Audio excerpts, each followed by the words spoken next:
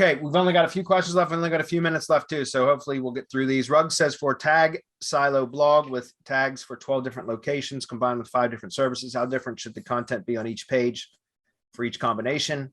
What do you recommend for changing up the content? I've heard I shouldn't spin content on the money site, right? Even though title and meta tags would be different. Yeah, again, I don't like to spin anything anymore unless I'm doing it manually and I keep all of the named entities intact. So I prefer not to, especially because you can just rephrase stuff now with these tools that I just pointed out, some of them. So that's what I would do. How unique should the content be? Look, I'm from the camp that always states it should all be unique content. And again, like, you know, I've got several multi-location projects, one with 12 locations, in fact. And I had my blogger actually go out and from scratch produce new content for every single landing page for that. And again, you know, it's with the AI writing assistants available, there's no reason that you can't have unique content on every page. So, and then as I mentioned, there's the rephrasing tools. So let's say you got 12 locations and you go out and let's say you get 4 articles written, right?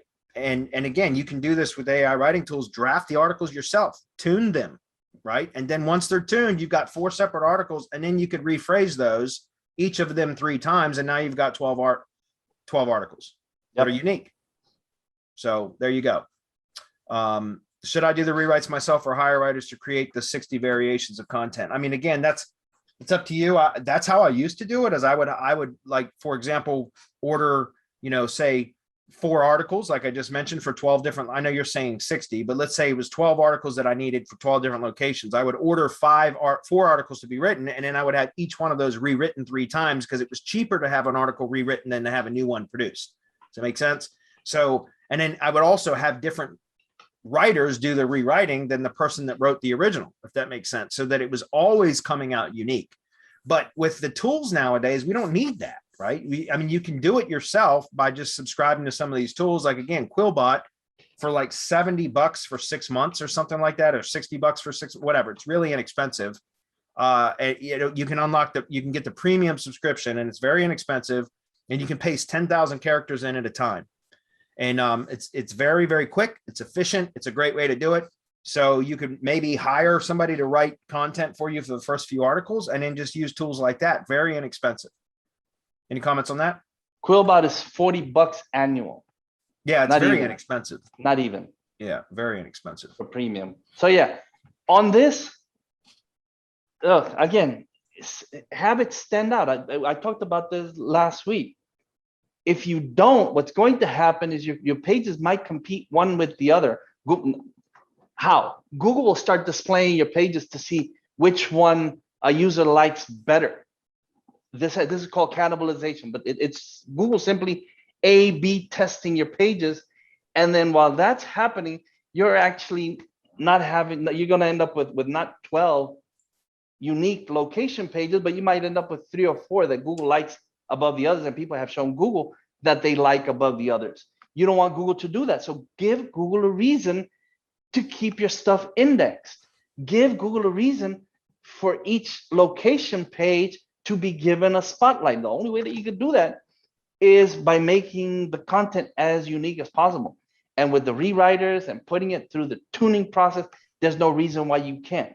I had them do, as a matter of fact, 10 templates for the 50 US states, 10, and then from those, each one was spun 5 times. And we ended up with, if not spun, that's the wrong word, was rewritten 5 times. So we ended up with 50, all 50 states, each unique. Then those get run through all of the process to, again, extract the entities, write for entities, get everything right, and do a little bit of editing and rewriting. And now you have great, unique pieces of content for each state in the union. That's how you do it. That's how you do it. Should you do it? No, not unless you have the time to do it and you're paying yourself to do it. Because if your time is worth a whole lot more than it should be, then you should be doing something else and hiring someone to create the 60 variations of that content. There you go. And there you go, guys. It's $80 for a year, $60 for 6 months, or $15 a month for Quillbot Premium. Prices went up. Yeah, and $40. It's good. It's a great tool. I use it a lot. So, quick quick story, and I know we're going to try to answer Ralph's questions as well. Is my daughter started 11th grade on Monday this week, and she is in all AP or IB, they call them, classes, which they're all college credit classes. And she got one elective, and she had to like name 10 different electives that she wanted if possible. And she didn't get any of them. The one that was her last choice is the one that they put her in, which is creative writing. And so she was mad. She's like, Dad, I don't like creative writing. I hate writing and blah, blah, blah. And I was like, I got Jarvis. And I was like, honey, you might want to keep your creative writing class because I can show you how to use Jarvis, and that he's perfect for that. She was like, well, that's cheating. I was like, no, it's not. And this day and age, it's being efficient. So anyway, I thought that was funny because there's a chance she might end up using Jarvis to help her with her creative writing class.